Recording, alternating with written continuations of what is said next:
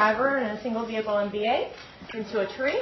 About 10-minute extrication. He has a GCS of about 8. Has a head injury up here underneath the gauze and has an open femur fracture with some minor bleeding. Motor vehicle collision into a tree. Yes. Prolonged extrication. 10 minutes. He's unrestrained. Unrestrained. And you said he's got an obvious head injury. Obvious head injury. And an obvious femur fracture. Open femur fracture with some Okay. bleeding. And that's all you see right now. The bruising to the left chest as well. And his last set of vitals. Blood pressure is 90 by Pal. He was 120 times tap on the monitor. Respiratory rate was about 12. Was clear bilaterally. And he's been unresponsive for us. Any other issues? Not that I know of. All right. Thank you very much. Thank you. All right, guys, this guy looks like he's got a lot of injuries, and let's do this in a nice systematic fashion. We'll start with the ABCs. So Tracy, while I'm assessing the airway, I want you to put some leads on. Let's get a blood pressure. And Betsy, if you can come over here on this side and help me with the airway. Looks like he's breathing about 20 times a minute. Sir, can you open your eyes? Sir, what's your name? Looks like he's not responsive at the moment. He's got some obvious facial trauma. And it looks like he's not breathing real well. He's a little bit blue. O2 sat 82%. O2 sat's 82%, so we're going to need to intubate him. So what I would like you to do, Betsy, is I want you to hold C-spine precautions here. I'm going to take the C-spine collar off. Got C-spine. And I'm going to put in an oral airway in here. See if we can get a little bit better. All right, let's put this oral airway in. Let's go ahead and bag him here. Responsive. It looks like he's going to need to be intubated. Do we have our intubation stuff ready? Everything's right behind you, ready to go. All right. Can you bag him here while I grab that? I got it. Can you come off for a second? Let me just take a look here. Looks like we got a little bit of blood in there. Let me suck that out. All right. Suction. Suction. All right. Good. Great. All right. Let me just take a peek here. Let me know if you want some cricoid, Dr. Boyd. Yeah, a little cricoid pressure would be great. Thank you. All right. See his cords. Tubes going in. Great. Good color change. Good Great. color change. All right, let's get him hooked up to a ventilator. In the meantime, let's put the C-spine collar back on, protect the C-spine. All right, and let me take a listen to his lungs. Betsy, there's a little bit of bleeding there. Put some pressure on that if you would. Can we call for respiratory and a ventilator, please? I got good breath sounds on both sides, a little bit less on the left and the right. He's got some bruising on his left chest. So let's see what we got. His airway is taken. We've got him as intubated. His pulse ox has come up to 96%.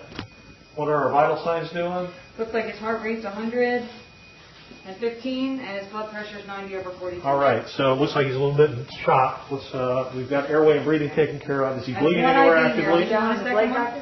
So he's bleeding down here on the leg. Can we get some more help? Hey, Will, can you help us? Yep, come on. Dr. Boyer, would you like a second IV? Yes, let's start a second large bore IV, and let's hang normal saline. And how much IV is go fluid? Put some pressure on that if you would, please. Yep. You keep bagging.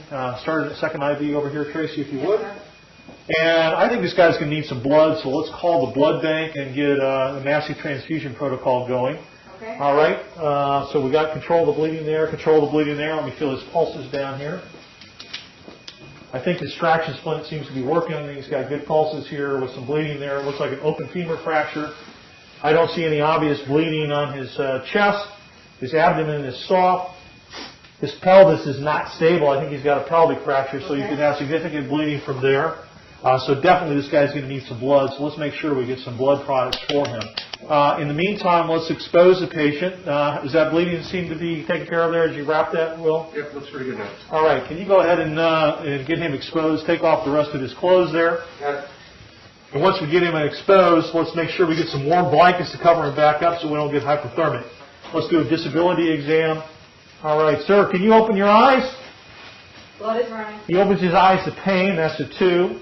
Wasn't verbalizing, so that was a 1. Let me see if he responds to painful stimuli. Well, he's localizing, so that's a 4. It looks like he's got a significant head injury, and we're going to need to get him to a neurosurgeon.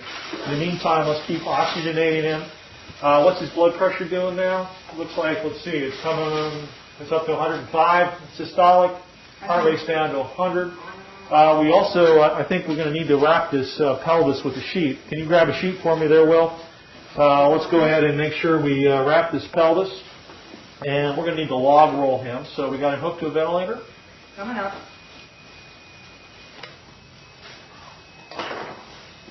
All right, this is going to be on your count. You count it down for us on the count of 3. Secure 1, 2, and 3. All right, let me get this backboard out. Like Sandy. And I'm going to examine the spine here to make sure there's no step off.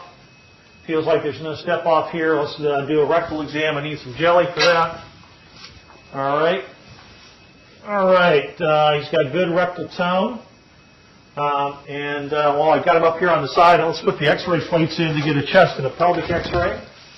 Watch the IV, sir. All right.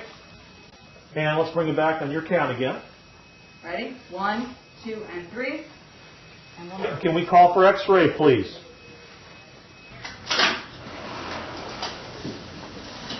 All right, we'd like a chest and a pelvis. Yes, sir. All right, guys, let's reassess what we've done so far. We've done our ABCs. We've got him his airway control. We've assessed his breathing. He's got good breath sounds, a little bit of diminishment on the left-hand side.